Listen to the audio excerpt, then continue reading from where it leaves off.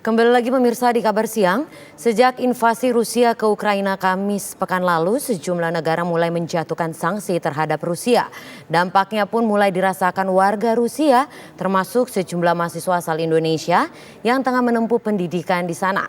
Dan berikut penuturan salah seorang mahasiswa Indonesia yang berada di kota Rostov-on-Don, Rusia. Halo, saya Prianda Rahma dan hari ini saya akan menggambarkan bagaimana keadaan dan kondisi situasi terkini dari kota Rostov-on-Don, di mana kota Rostov ini berjarak sekitar 181 km dari perbatasan dan juga 1.100 km dari ibu kota Rusia, yaitu Moskow. Jadi beberapa hari lalu memang sempat terdengar beberapa kali hilir mudik dari pesawat dan juga beberapa dari kami melihat adanya kendaraan militer sekitar 1 sampai 2 hari setelah penyerangan. Dan untuk di hari pertama penyerangan terdapat beberapa sekolah dan juga taman kanak-kanak yang diliburkan. Namun untuk perkantoran dan juga perkuliahan itu tetap berjalan normal seperti biasanya. Jadi dari hari pertama penyerangan hingga saat ini semua perkantoran dan juga perkuliahan itu masih berjalan normal seperti biasa. Kami masih beraktivitas seperti biasa juga. Jadi tidak ada perbedaan antara sebelum dan sesudah penyerangan.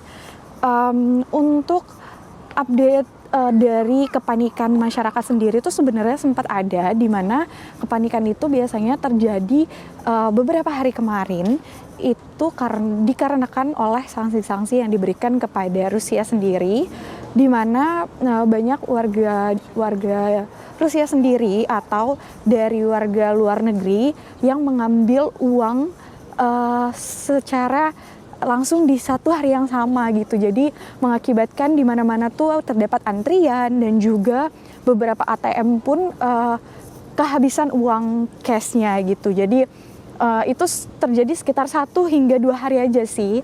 Habis itu sudah kembali normal lagi gitu. Dan untuk saat ini juga sebenarnya ada beberapa kota yang sudah tidak bisa mengambil uang gitu. Tapi kalau misalnya untuk di Rostov sendiri, kami masih bisa mengambil uang karena kebetulan aku juga kemarin habis ambil uang dan ternyata masih bisa gitu. Jadi ya dari internet juga sebenarnya beberapa terganggu seperti Facebook dan juga Instagram. Terkadang ada juga orang yang harus menggunakan VPN jika ingin mengakses Instagram, Facebook dan juga Twitter.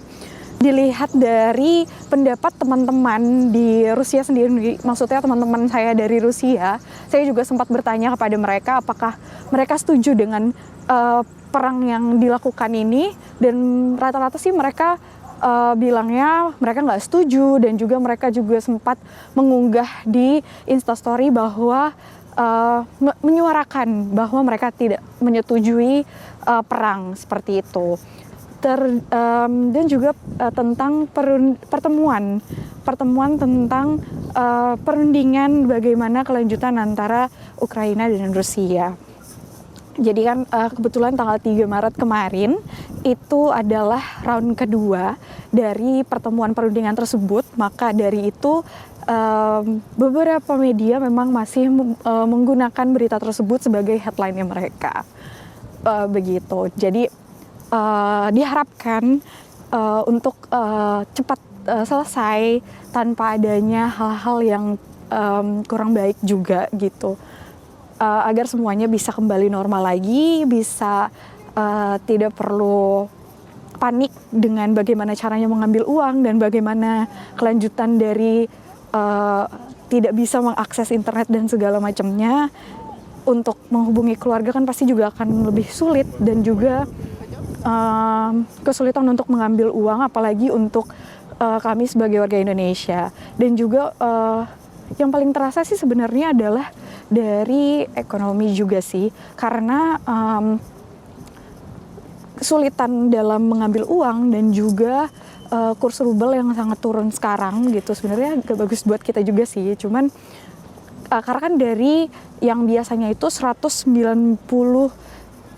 rupiah untuk 1 rubelnya sekarang menjadi 130 sampai 140 rupiah 1 rubelnya gitu. Jadi itu aja sih yang paling berdampak gitu. Tapi kalau misalnya untuk aktivitas sehari-hari semuanya masih normal, kita masih menjalankan aktivitas kesehariannya secara normal.